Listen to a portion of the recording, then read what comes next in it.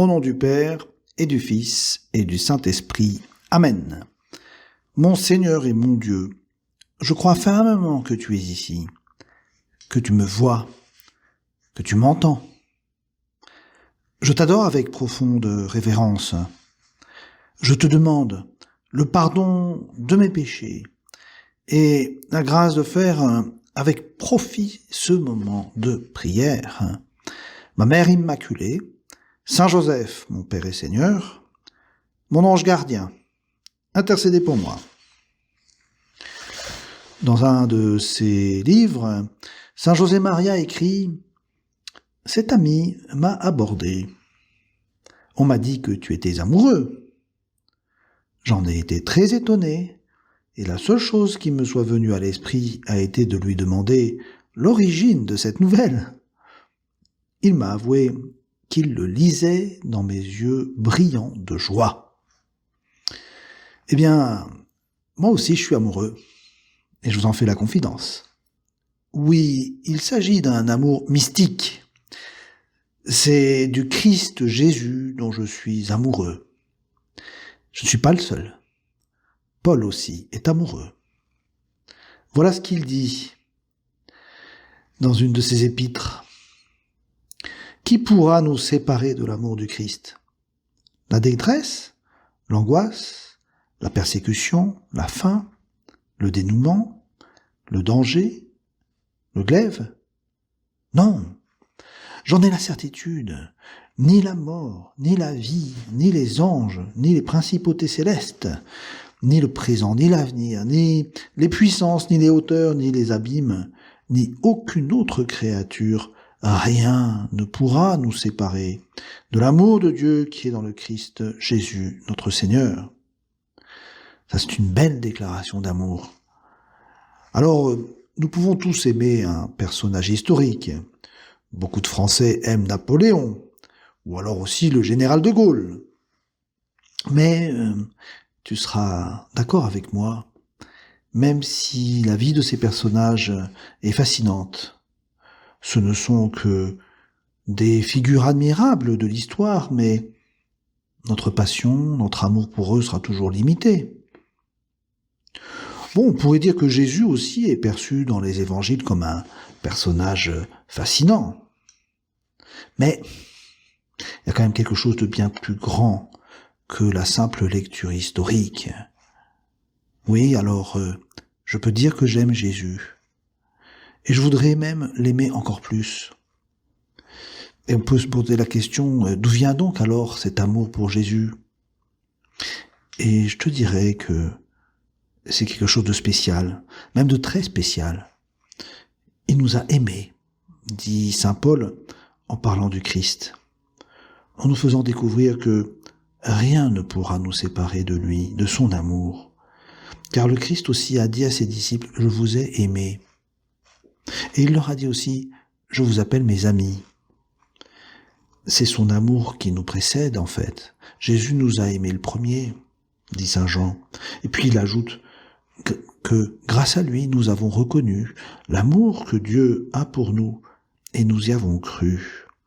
Alors, à la question, d'où vient mon amour pour Jésus? Eh bien, je dirais que le secret, l'origine de mon amour vient de là. Jésus m'a aimé et il m'a aimé le premier. Et donc mon amour pour lui est une réponse à son amour. Il m'a séduit. Et là aussi, c'est un peu ce que saint Paul dit dans son épître aux Philippiens. J'ai été saisi par le Christ. Tout cela s'est passé et se passe encore dans la prière, dans cet échange mystérieux qu'il peut y avoir entre lui, Jésus, et moi. Mais aussi lorsque je fais l'expérience de sa miséricorde vis-à-vis de moi, qui suis un pécheur. Il m'a aimé et il s'est livré pour moi, jusqu'à la mort, dit saint Paul. Oui, Seigneur Jésus, tu m'as pardonné, et en me pardonnant, tu m'as guidé sur les sentiers de la vie, tu m'as aimé, tu me l'as montré.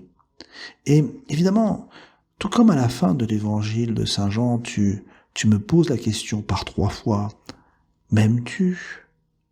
Est-ce que tu m'aimes vraiment? Oui, est-ce que tu m'aimes? Et moi, tout pauvre en amour, je ne peux que te dire, oui Seigneur, tu sais tout, tu connais mon amour, mais il est si court, il est si petit, et en même temps, par cet amour, j'ai tout quitté pour te suivre.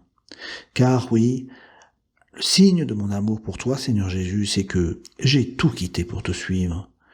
Oh, je vais pas raconter ma vie, mais je peux quand même dire que, très simplement, j'ai fait un saut dans le vide. Je me suis donné, j'ai donné ma vie pour le Seigneur et pour son évangile, pour son Église. Et même si parfois je me trouve très peu généreux, je me rends compte quand même que lui, Jésus, il ne m'a jamais abandonné tout au long de ces années où je me suis donné à lui. Et il me donne ainsi en permanence la possibilité d'être heureux, de me sentir heureux, de me sentir protégé par son amour. Et dans le fond, Seigneur, tu me donnes l'espérance de cheminer avec toi tous les jours de ma vie. Alors je peux dire, oui, que je ne suis jamais seul, même s'il peut m'arriver de me trouver seul durant une certaine période, d'une solitude que j'apprécie et que je souhaite même parfois. En fait, je ne suis jamais seul. J'ai à mes côtés un grand compagnon, l'ami, qui est toujours à mes côtés, qui est toujours avec moi, qui est celui avec qui je peux entretenir un dialogue affectueux, celui à qui je peux rendre même visite dans les églises. Jésus, mon ami. Je peux alors répéter avec saint Paul que rien ne pourra me séparer de l'amour de Dieu qui est dans le Christ Jésus. Le défi, c'est donc de demeurer dans son amour. Et le pape François avait déclaré un jour, la vocation chrétienne, c'est de rester dans l'amour de Dieu, c'est-à-dire de respirer et de vivre de cet oxygène, de vivre de cet air. Nous devons donc rester dans l'amour de Dieu. Pour cela, il faut être attentif, vigilant, et dire au Seigneur Jésus, « Seigneur, éloigne de moi ce qui m'éloigne de toi. Ne permets pas, Seigneur, que je sois séparé de toi, de l'ennemi. Défends-moi, Seigneur Jésus. Aide-moi à me débarrasser de cet égoïsme ou de cette paresse qui me menace. Donne-moi l'amour avec lequel tu veux que je t'aime. Augmente, Seigneur, mon amour pour toi. Aide-moi à ouvrir mon cœur véritablement à la prière, à la vie chrétienne. Aimer, oui, c'est quelque chose d'exigeant. On a parfois l'idée d'une attitude un peu passive, comme si l'amour venait spontanément, et que, voilà, on pourrait dire, ben voilà, j'aime ça, ou j'aime cette personne. Mais il n'en est rien. L'amour a besoin d'actes, il a besoin de réalisations concrètes, il a besoin que l'on se mette en chemin. Mais de l'amour, et tu récolteras de l'amour, a dit Saint Jean de la Croix. Alors oui, c'est à moi de mettre de l'amour envers Jésus, et je peux le faire, par exemple, ou j'allais dire essentiellement, en mettant mon amour dans l'Eucharistie, à travers ma manière d'adorer Jésus présent dans l'hostie sainte, à travers ma manière de passer du temps avec lui dans cette douce compagnie du Christ, et puis ainsi de me sentir soutenu, porté, aidé, pardonné, aimé. Et alors oui, je peux dire, rien ne me séparera de lui.